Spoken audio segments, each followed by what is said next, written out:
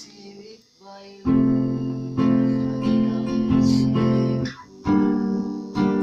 ให้เดินทางชายนั้นพ่อแม่ของเสียทำไมจึงไม่พาเกียรติจะมีเรียนกันไปซูบี้ทีวีเจ้าฮักจำได้ไหม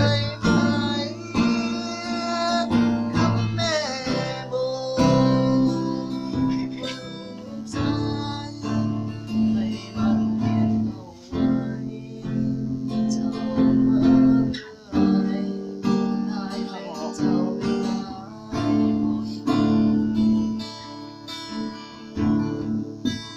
จำได้ไหมนักแห้งโลกสายให้มันเก็บเอาไว้เจ้ามาเพื่อให้เอาไป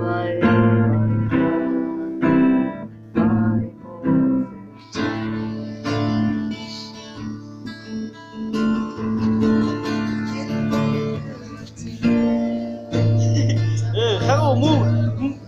นี่ครับ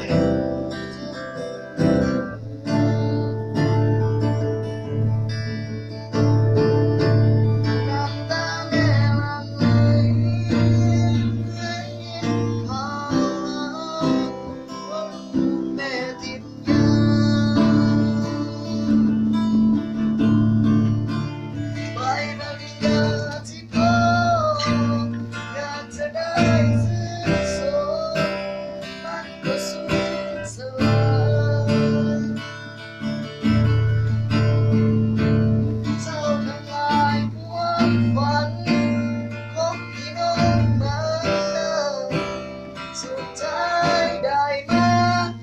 แค่ใบปริญญาเขียว